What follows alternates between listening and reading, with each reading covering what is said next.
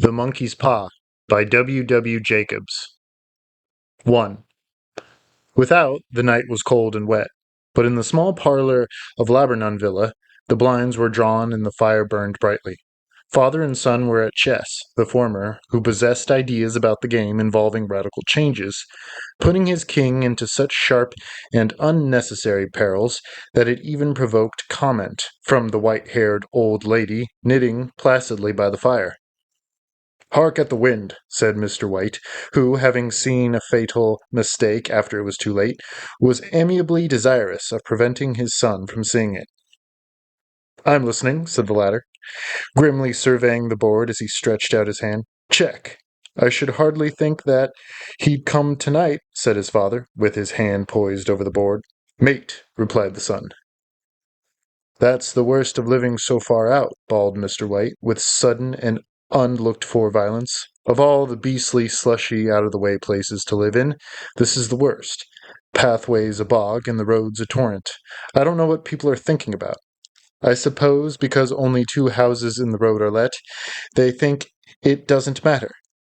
"Never mind, dear," said his wife, soothingly. "Perhaps you'll win the next one." Mr. White looked up sharply, just in time to intercept a knowing glance between mother and son. The words died away on his lips, and he hid a guilty grin in his thin gray beard. "There he is," said Herbert White, as the gate banged too loudly and heavy footsteps came toward the door. The old man rose with hospitable haste and, opening the door, was heard condoling with the new arrival. The new arrival also condoled with himself, so that Mrs. White said "Tut, tut," and coughed gently as her husband entered the room, followed by a tall, burly man, beady of eye and rubicund of visage. "Sergeant Major Morris," he said, introducing him. The sergeant major shook hands, and taking the preferred seat by the fire, watched contentedly while his host got out whiskey and tumblers and stood a small copper kettle on the fire. At the third glass his eyes got brighter, and he began to talk, the little family circle regarding with eager interest this visitor from distant parts, as he squared his broad shoulders in the chair and spoke of wild scenes and doughty deeds, of wars and plagues and strange peoples. 21 years of it," said Mr. White, nodding at his wife and son. "When he went away, he was a slip of a youth in the warehouse. Now look at him." "He don't look to have taken much harm," said Mrs. White, politely. "I'd like to go to India myself," said the old man. "Just to look round a bit, you know. Better where you are," said the sergeant major, shaking his head. He put down the empty glass, and sighing softly, shook it again. "I should like to see those old temples and fakirs and jugglers," said the old man. "What was that you started telling me the other day about a monkey's paw or something, Morris?" "Nothing," said the soldier hastily. "Leastways, nothing worth hearing." "Monkey's paw?" said Mrs. White curiously. "Well, it's just a bit of what you might call magic, perhaps," said the sergeant major offhandedly. His 3 listeners leaned forward eagerly. The visitor absent-mindedly put his empty glass to his lips and then set it down again. His host filled it for him. "To look at," said the sergeant major, fumbling in his pocket, "it's just an ordinary little paw, dried to a mummy." He took something out of his pocket and proffered it. Mrs. White drew back with a grimace, but her son, taking it, examined it curiously. "And what is there special about it?" inquired Mr. White, as he took it from his son, and having examined it, placed it upon the table. "It had a spell put on it by an old fakir," said the sergeant major, "a very holy man. He wanted to show that fate ruled people's lives, and that those who interfered with it did so to their sorrow. He put a spell on it so that 3 separate men could each have 3 wishes from it." His manner was so impressive that his hearers were conscious that their light laughter jarred somewhat. "Well, why don't you have 3, sir?" said Herbert White cleverly. The soldier regarded him in the way that middle age is wont to regard presumptuous youth. "I have," he said quietly, and his blotchy face whitened. "And did you really have the 3 wishes granted?" asked Mrs. White. "I did," said the sergeant major, and his glass tapped against his strong teeth. "And has anyone else wished?" persisted the old lady.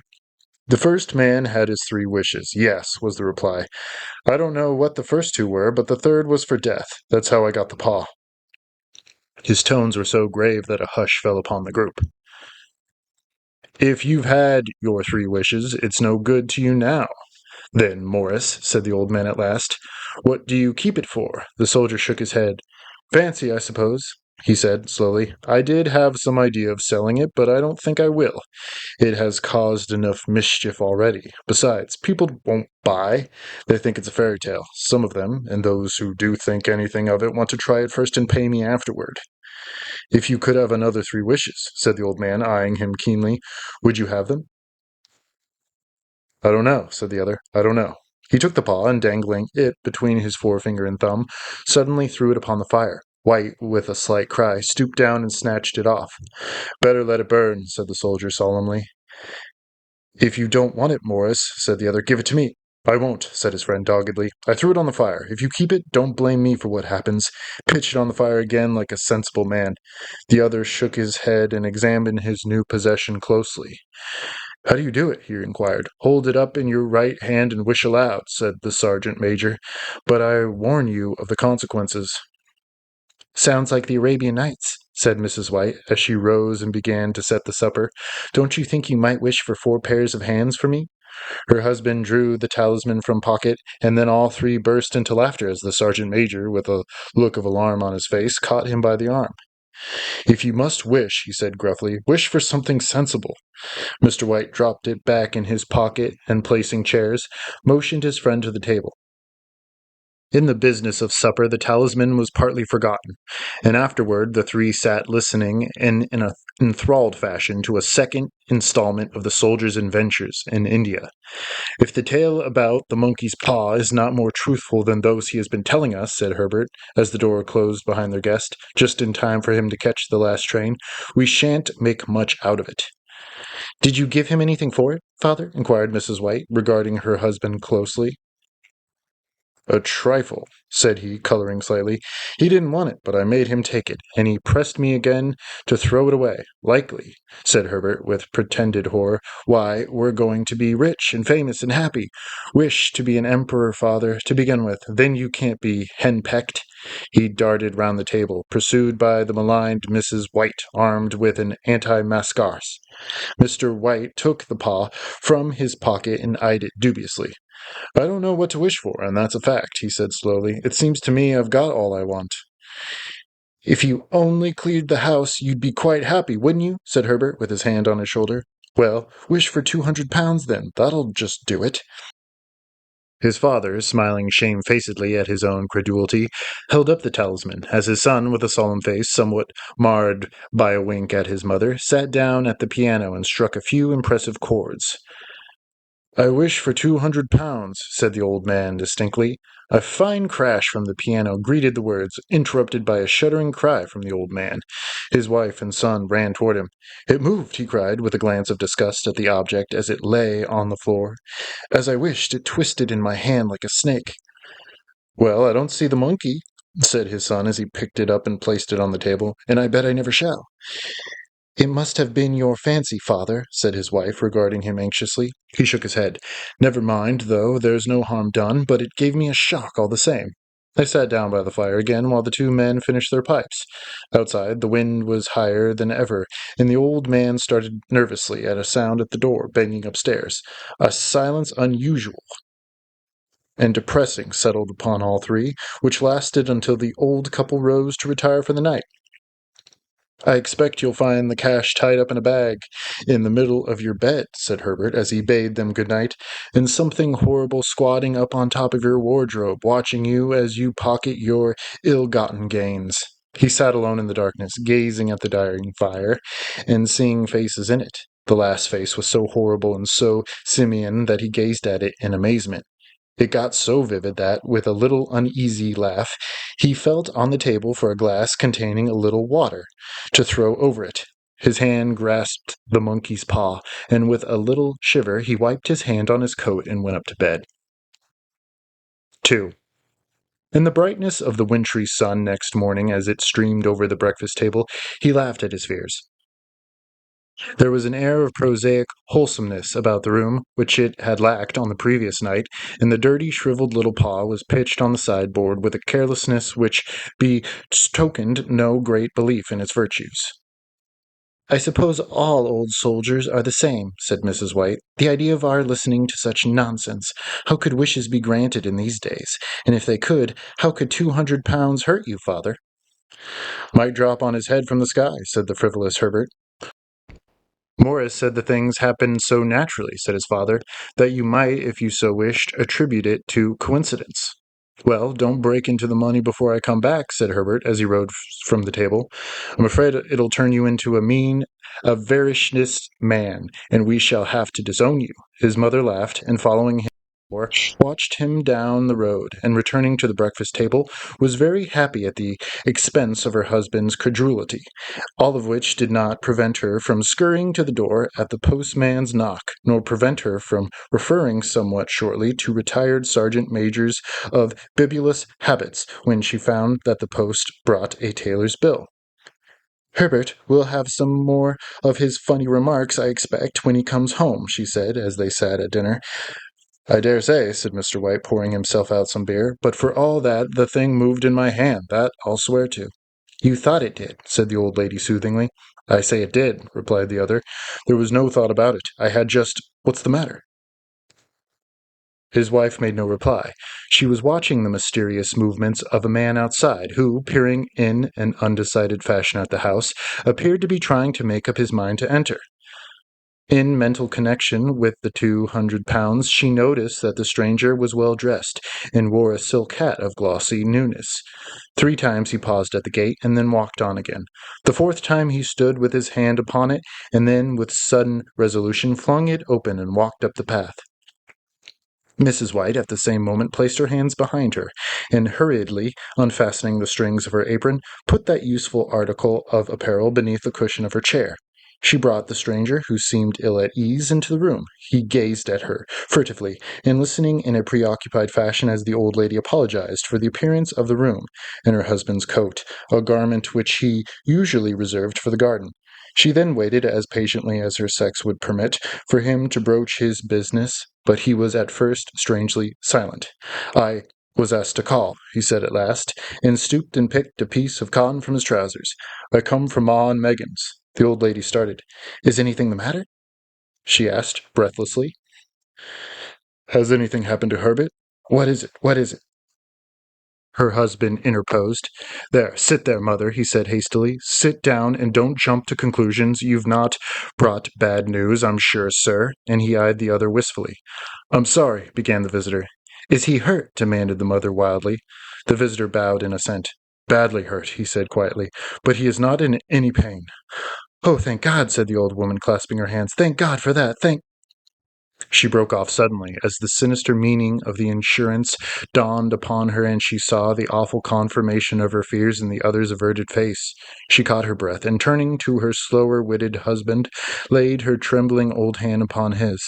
There was a long silence. He was caught in the machinery, said the visitor at length in a low voice. Caught in the machinery, repeated Mrs. White in a dazed fashion. Yes. He sat staring blankly out at the window, and taking his wife's hand between his own, pressed it as he had been wont to do in their old courting days, nearly 40 years before. He was the only one left to us, he said, turning gently to the visitor. It is hard. The other coughed, and rising, walked slowly to the window. The firm wished me to convey their sincere sympathy with you in your great loss, he said, without looking round. I beg that you will understand I am only their servant, merely obeying orders. There was no reply. The old woman's face was white, her eyes staring, and her breath inaudible. On the husband's face was a look such as his friend the sergeant might have carried into his first action. I was to say that Ma and Megginsons disclaim all responsibility, continued the other. They admit no liability at all, but in consideration of your son's services they wish to present you with a certain sum as compensation. Mr. White dropped his wife's hand, and rising to his feet, gazed with a look of horror at his visitor. His dry lips shaped the words. How much? £200 was the answer.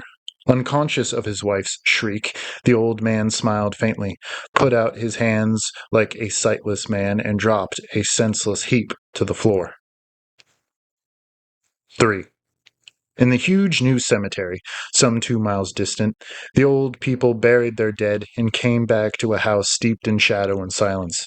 It was all over so quickly that at first they could hardly realize it, and remained in a state of expectation as though of something else to happen, something else which was to lighten this load too heavy for old hearts to bear. But the days passed, and expectation gave place to resignation, the hopeless resignation of the old, sometimes miscalled apathy. Sometimes they hardly exchanged a word, for now they had nothing to talk about, and their days were long to weariness. It was about a week after that the old man, waking suddenly in the night, stretched out his hand and found himself alone. The room was in darkness, and the sound of subdued weeping came from the window. He raised himself in bed and listened. "Come back," he said, tenderly. "You will be cold." "It is colder for my son," said the old woman, and wept afresh. The sound of her sobs died away on his ears. The bed was warm and his eyes heavy with sleep, until a sudden wild cry from his wife awoke him with a start. "The paw!" she cried wildly. "The monkey's paw!" He started up in alarm. "Where? Where is it? What's the matter?" She came stumbling across the room toward him. "I want it," she said quietly. "You've not destroyed it?" "It's in the parlor, on the bracket," he replied, marveling. "Why?" she cried, and laughed together, and bending over kissed his cheek. "I only just thought of it," she said hysterically. "Why didn't I think of it before? Why didn't you think of it?" "Think of what?" he questioned. "The other two wishes," she replied rapidly. "We've only had one." "Was not that enough?" he demanded fiercely. "No," she cried triumphantly. "We'll have one more. Go down and get it quickly, and wish our boy alive again." The man sat up in bed and flung the bedclothes from his quaking limbs. "Good God, you are mad!" he cried aghast. "Get it," she panted. "Get it quickly, and wish. Oh, my boy, my boy!" Her husband struck a match and lit the candle. "Get back to bed," he said, unsteadily. "You don't know what you are saying." "We had the first wish granted," said the old woman feverishly. "Why not the second?" "A coincidence," stammered the old man. "Go and get it and wish," cried the wife, quivering with excitement. The old man turned and regarded her, and his voice shook. "He's been dead 10 days, and besides, I would not tell you else, but I could only recognize him by his clothing. If he was too terrible for you to see, then how now?" "Bring him back," cried the old woman, and dragged him toward the door. "Do you think I fear the child I have nursed?" He went down in the darkness, and felt his way to the parlor, and then to the mantelpiece. The talisman was in its place, and a horrible fear that the unspoken wish might bring his mutilated son before him ere he could escape from the room seized upon him, and he caught his breath as he found that he had lost the direction of the door. His brow cold with sweat, he felt his way round the table and groped along the wall until he found himself in the small passage, with the unwholesome thing in his hand. Even his wife's face seemed changed as he entered the room. It was white and expectant, and to his fears seemed to have an unnatural look upon it. He was afraid of her. "Wish!" she cried in a strong voice. "It is foolish and wicked," he faltered. "Wish!" repeated his wife. He raised his hand. "I wish my son alive again." The talisman fell to the floor, and he regarded it fearfully. Then he sank trembling into a chair as the old woman, with burning eyes, walked to the window and raised the blind. He sat until he was chilled with the cold, glancing occasionally at the figure of the old woman peering through the window. The candle end, which had burned below the rim of the china candlestick, was throwing pulsating shadows on the ceiling and walls until, with a flicker larger than the rest, it expired. The old man, with an unspeakable sense of relief at the failure of the talisman, crept back to his bed, and a minute or two afterward the old woman came silently and apathetically beside him. Neither spoke, but lay silently listening to the ticking of the clock. A stair creaked, and a squeaky mouse scurried noisily through the wall. The darkness was oppressive. After lying for some time screwing up his courage, he took the box of matches, and striking one, went downstairs for a candle.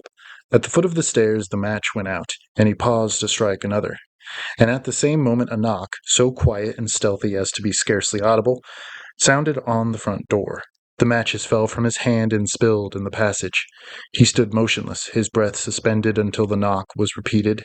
Then he turned and fled swiftly back to his room and closed the door behind him. A third knock sounded through the house. "What's that?" cried the old woman, starting up.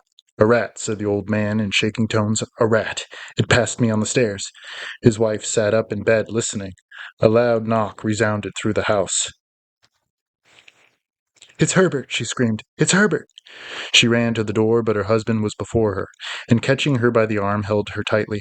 "What are you going to do?" he whispered hoarsely. "It's my boy. It's Herbert," she cried, struggling mechanically. "I forgot it was 2 miles away. What are you holding me for? Let go. I must open the door." "For God's sake, don't let it in," cried the old man, trembling. "You're afraid of your own son?" she cried, struggling. "Let me go. I'm coming, Herbert. I'm coming." There was another knock and another. The old woman, with a sudden wrench, broke free and ran from the room. Her husband followed her to the landing and called after her appealingly as she hurried downstairs. He heard the chain rattle back and the bottom bolt drawn slowly and stiffly from the socket. Then the old woman's voice, strained and panting. "The bolt!" she cried loudly. "Come down! I can't reach it!" But her husband was on his hands and knees, groping wildly on the floor in search of the paw. If he could only find it before the thing outside got in. A perfect fusillade of knocks reverberated through the house, and he heard the scraping of a chair as his wife put it down in the passage against the door. He heard the creaking of the bolt as it came slowly back, and at the same moment he found the monkey's paw, and frantically breathed his third and last wish. The knocking ceased suddenly. Although the echoes of it were still in the house, he heard the chair drawn back and the door opened. A cold wind rushed up the staircase, and a loud, long wail of disappointment and misery from his wife gave him courage to run down to her side and then to the gate beyond. The street lamp flickering opposite shone on a quiet and deserted road,